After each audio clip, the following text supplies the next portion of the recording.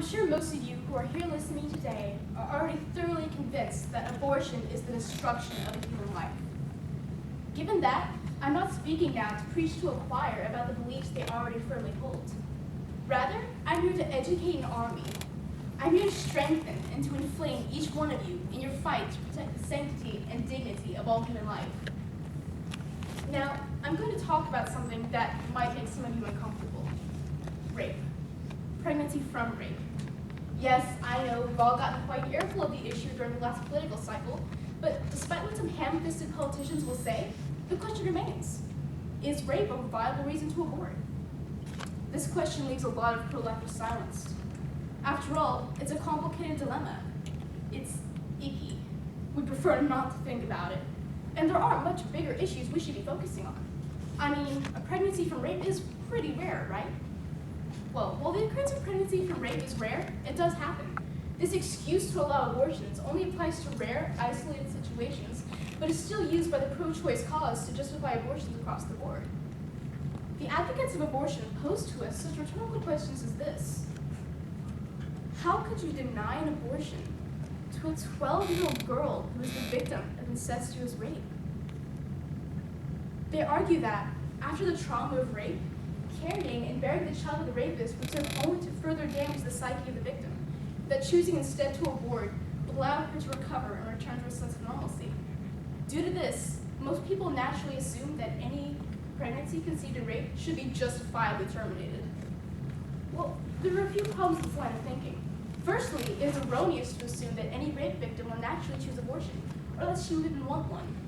In a 2004 study interviewing 164 women who became pregnant from rape, it was found that 74% chose to continue the pregnancy rather than abort. When a rape victim discovers she is pregnant, she is likely to be strongly urged by her friends, families, counselors to terminate the pregnancy. In the same study, it was found that many of the women who did choose to abort did so out of pressure, not because they themselves even wanted an abortion. Now, these friends and family members of victims most likely have her best interest in mind when they advise her, or in some cases push her to abort. They're under the same faulty assumption as the rest of society, that somehow having this unexpected, unwanted child would do even more damage to the victim, and that choosing instead to abort would allow her to return to her normal life. Well, let's clarify something. If you were raped, there's no way to unrape yourself. If you're impregnated through rape, having an abortion will not magically undo the damage caused by the rape. The new life that you carry within you is as real as the repulsive act of injustice that created it. And while you can kill it, there's no way to turn back the clock and make it never happen. An abortion would not solve the problem. On the contrary, psychologists have noted that an abortion actually tends to increase the anxiety and reopen the trauma caused by rape in a victim. See, despite what they would have you believe, an abortion is not quick, and it is not painless. It's not like flipping a switch, pregnant one moment and not the next. An abortion is a real, life-altering event with life-altering ramifications that countless women go through.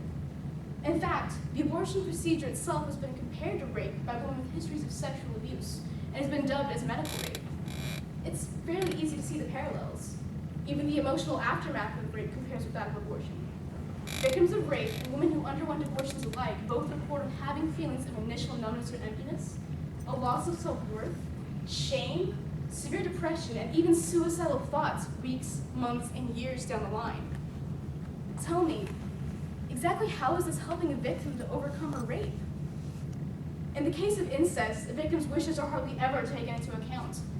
An abortion is most likely arranged by the girl's parents, perhaps even the perpetrator, in an effort to cover up the incest, not for the victim's well-being. By aborting any child conceived in incest, one would literally be putting the victim through more trauma, robbing her of her child, protecting a predator, and then handing her back into the hands of her abuser for the incest to continue. The girl is not the one being saved here. Instead, is the reputation of her family. In reality, the lives of two innocent children, that of the mother and her baby conceived in incest, are being destroyed in such a situation. And it is all perfectly legal. We can all see now that the welfare of the child does not come at the cost of the well-being of the mother. In fact, they're one and the same. Psychologically speaking, it can be healthier for a rape victim to continue in the pregnancy and bear the child. Having the baby allows her to, in essence, conquer the rape. You see, while the rape was not her choice, keeping the child could be. While this baby was produced from selfishness and destruction, its birth can come from selflessness and love. Her attacker brought fear. She can bring life.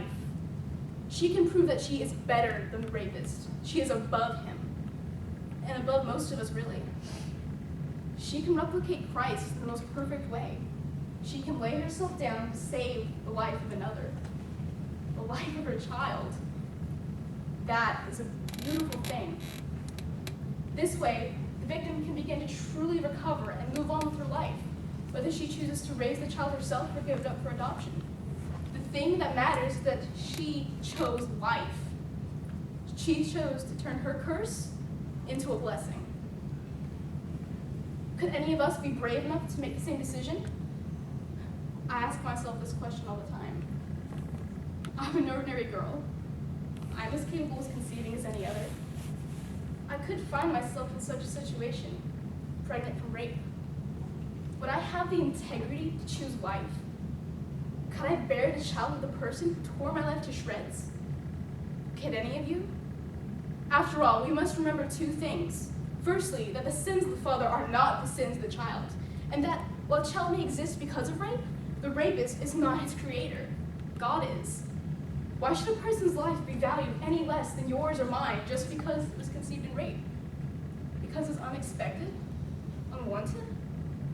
The circumstances of one's birth are irrelevant.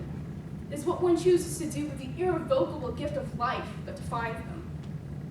Julia Hakima, a pro-life advocate who was herself conceived in rape, speaks for all of us when she said, "It does not matter how I came to be. What matters is who I become."